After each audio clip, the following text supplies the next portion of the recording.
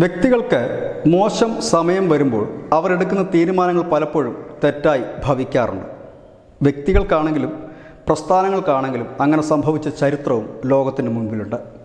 നമുക്കറിയാം, ലോക്സഭാ തെരഞ്ഞെടുപ്പ് പടിവാതിൽ എത്തി നിൽക്കുമ്പോൾ ഏറ്റവും കൂടുതൽ ഭയപ്പാടോടെ ആ തെരഞ്ഞെടുപ്പിനെ നോക്കിക്കാണുന്ന ഒരു രാഷ്ട്രീയ പാർട്ടി കോൺഗ്രസ് ആണ്. കോൺഗ്രസിനെ സ്നേഹിക്കുന്ന ലക്ഷോപലക്ഷം പ്രവർത്തകരാണ്. പക്ഷേ അറിഞ്ഞോ അറിയാതെയോ കോൺഗ്രസ് പതുക്കെ കാവി പുൽകുന്ന കാഴ്ചയാണ് രാജ്യമെമ്പാടും ഓരോ ദിവസവും കാണുന്നത്. സാധാരണഗതി ലോക്സഭാ തെരഞ്ഞെടുപ്പും മറ്റും അടുത്തു വരുന്ന വേളയിൽ ഇതിനൊക്കെയുള്ള പാർട്ടിയിലെ നേതാക്കന്മാർ അങ്ങോട്ടും ഇങ്ങോട്ടുമൊക്കെ മറുകണ്ഠം ചാടുന്ന കാഴ്ച ഇന്ത്യൻ ജനാധിപത്യത്തിന് പുത്തരിയുള്ളതല്ല.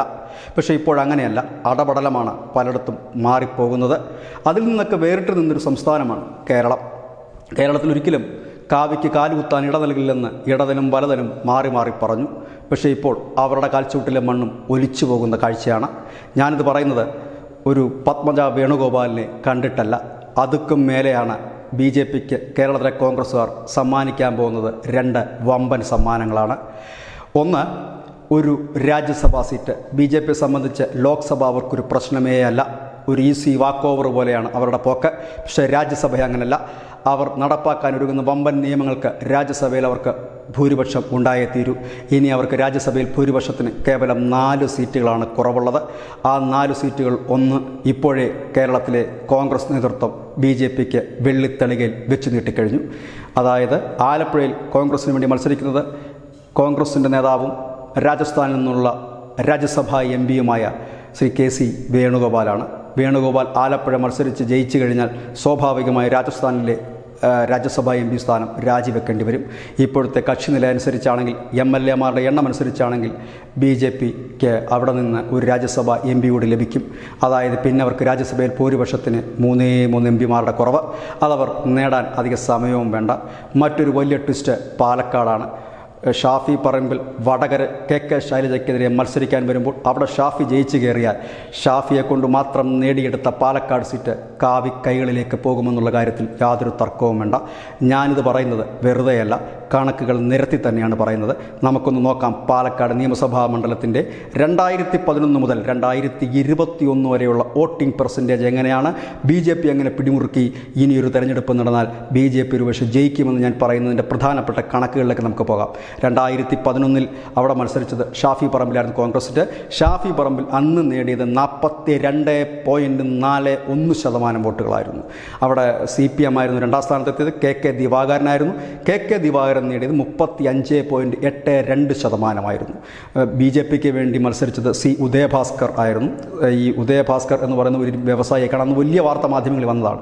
ഈ ഉദയഭാസ്കർ അന്ന് 19.86% വോട്ട് പാലക്കാട് നേടി. അന്ന് BJP നോട്ടമിട്ട ഒരു മണ്ഡലമാണ് പാലക്കാട്. കാരണം അവർക്ക് ക്ലച്ച് പിടിക്കാൻ കഴിയുമെന്ന് 2011 തന്നെ തെളിയിച്ചു. അന്ന് തന്നെ അവർ 19.86%. ഇനിയാണ് ട്വിസ്റ്റുകൾ, ശ്രദ്ധിച്ച് കേൾക്കണം.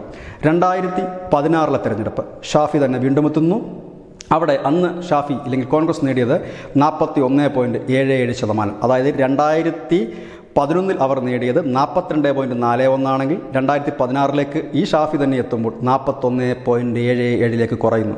അവിടെ പക്ഷേ ഏവരെ ഞെട്ടിച്ചുകൊണ്ട് 2ാം സ്ഥാനത്തേക്ക് എത്തിയത് ശോഭ സുരേന്ദ്രനായിരുന്നു. അവർ നേടിയത് 29.8% വോട്ട്. 2011 BJP നേടിയത് 19.86 നിന്ന് കൃത്യമായി 10% വർധനവ്. 3ാം സ്ഥാനത്തേക്ക് പോയ CPM NN കൃഷ്ണദാസ് നേടിയത് 28.7% വോട്ടുകൾ മാത്രമാണ്.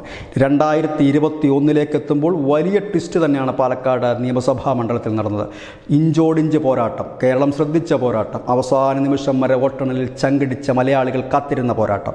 ആ പോരാട്ടത്തിനൊടുവിൽ ഷാഫി പറമ്പിൽ നേടിയ വോട്ടിംഗ് ശതമാനം 38.6%. അതായത് 2011 42.41% നേടിയ ഷാഫി 2021 കോൺഗ്രസും ഷാഫിയും ആഞ്ഞു പിടിച്ചിട്ടും ഉള്ള സുഡാപ്പി മുഴുവൻ വോട്ട് ചെയ്തിട്ടും നേടാൻ കഴിഞ്ഞത് 38.6% വോട്ടാണ്. അവിടെ BJPയുടെ ശ്രീധരൻ നേടുന്നത് 35.34% വോട്ട്. അതായത് 2011 അപേക്ഷിച്ച് ഏതാണ്ട് 16% വോട്ട് BJPയുടെ വർദ്ധിച്ചപ്പോൾ CPM വളരെ പിന്നോക്കം പോയി. അവിടെ CP പ്രമോദാണ് മത്സരിച്ച് 25.64%. CPMനും വോട്ട് അവിടെ ക്രമാതീതമായി ശതമാനം കുറഞ്ഞുകൊണ്ടിരിക്കുകയാണ്. 2011 CPMന് 35.82 ഉണ്ടായിരുന്നെങ്കിൽ 2016 വരുമ്പോൾ അവരുടെ വോട്ടിംഗ് പെർസെൻറ്റ് 28 കൂപ്പുകുത്തി.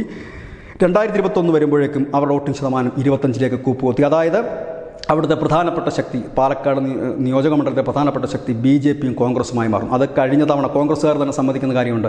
ഷാഫി പറമ്പിലല്ലാതെ തലയെടുപ്പുള്ളൊരു നേതാവ് BJPക്കെതിരെ പാലക്കാട് മത്സരിക്കാനില്ല എന്ന്.